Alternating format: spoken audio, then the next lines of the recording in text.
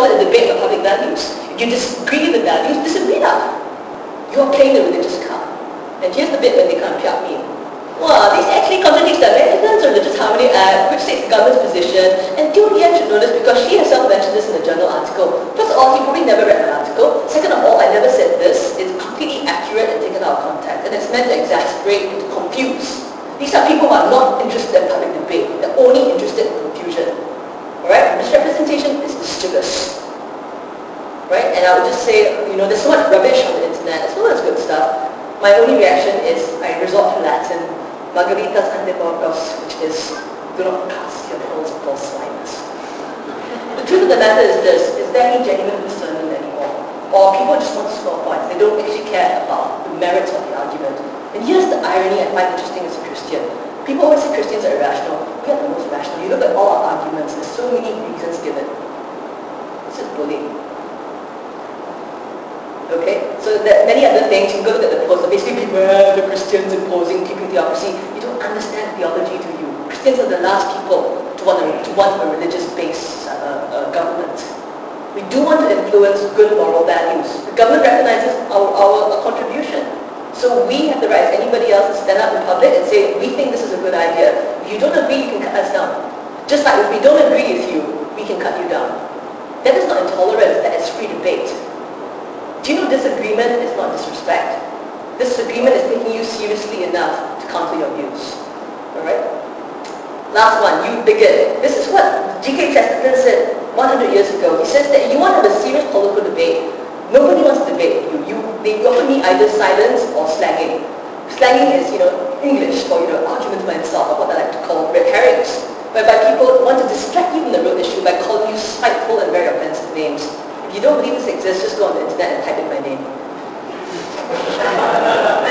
Alright? And the thing is, it harms the great because you see, it gets a lot of other people frightened because they not only attack your reputation, they also assassinate your character and they have economic consequences as well. They raise campaigns against you. I've had colleagues who wrote, for example, supporting 3778. People wrote into the dean saying, oh, they should lose their job. How dare you, I would say. How dare you? Why aren't we angry? Why aren't we angry? Someone has the right to take that position. Why aren't you angry? Why don't you speak up? History teaches us if you don't speak out, eventually your freedoms will be lost. Fortunately, I am a professor, I have tenure, so there's nothing you can do to me, lah. You can get some Americans very angry at me, lah, But you all know that too, but we pay the price. We pay the price for our convictions and our consciences. Okay, so in a sense, there's what I call the tactic of demonization. You know why? Well, Thio is a Christian, so she has nothing worth saying. Because they don't want to hear what I have to say. That's a tactic. You notice how the Straits Times always talks about staunch Christians, devoted Buddhists, but never committed atheists? Atheism is as much philosophy as any theology. Why this double standard? Aren't you angry yet?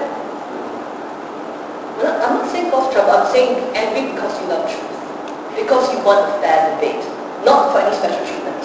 Do not ask for special treatment. If you really have good arguments, you win on the merits. Okay, so don't need to do, don't need to win. So my book talks about all the rubbish that you come across.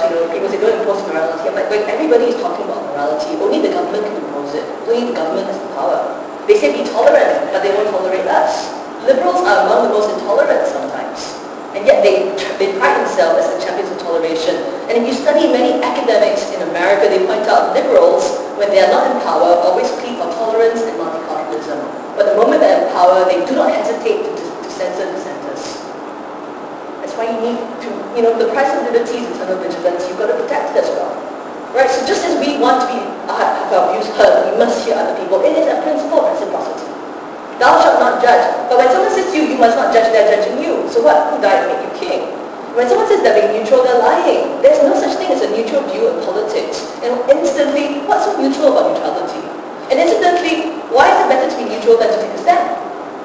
Here are some basic questions we need to ask. Sorry, I'm going to end soon, okay? When someone says you must be fair, that doesn't solve the issue because we are debating what is or is not fair. So if you're not fair, not just, not equal, I have a different conception of fairness and justice as you. Let's sit down and debate this, rather than shouting at each other. Alright, so these are ways that, in a sense, debate is avoided. Okay, and this is the thing about the internet, right? In a sense, people always talk about the internet as the great democratizing force. But even Professor Cass Sunstein of the University of Chicago said that it is a sociological fact that people only talk to like-minded people. And if you only listen to one point of view, you end up with a more extreme view than you initially had. And he says this, new technologies, including the internet, increase the risk simply because it makes it easy for people to find each other. In the worst cases, hatred and even violence are possible consequences. I've received death threats. I'm not the only one. It's already happened in Singapore. Got to wake up. If you don't go there and shape these things for good, speak peace and genuine tolerance, what's Singapore going to become? Right? And you can't put your head in the ground because, I'm sorry, this is my last slide now, shut up, okay? Alright, so this is what? Viewpoint diversity. You want your views to be heard, you must hear other people. Principle of reciprocity. Even Voltaire, the great atheist, the French atheist said, what you see, you're right to see. Okay, attributed to me. Secondly, is this. You must speak to perfect reason. You must speak in a way, in the language of common sense, about the common good, intelligently, and with civility. So you don't avoid the merits by, red herrings or by insults. One of the greatest insults is called homophobia, and that's a contrived insult against, people who speak out against the homosexual agenda. A phobia means a disease, and in other countries, the argument that if you don't support something like same-sex marriage, you need to be re-educated. Well, a colleague of mine wrote against homosexuality. People wrote into the dean saying, oh, she should go for sensitivity training. This is a violation of personal conscience. Why are you not angry?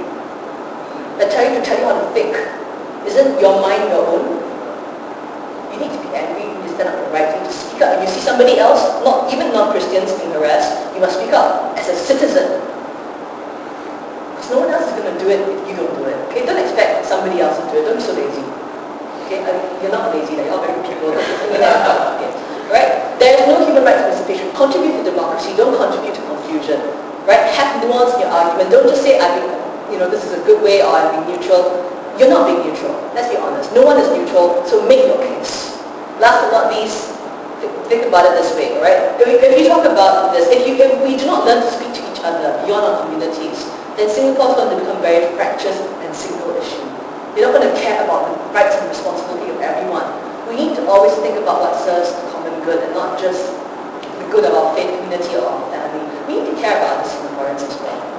And so, in a sense, I hope that Christians will speak out into political issues peacefully under the law, whether through the internet or whether through letters to the forum. But this is your country, so you need to care enough to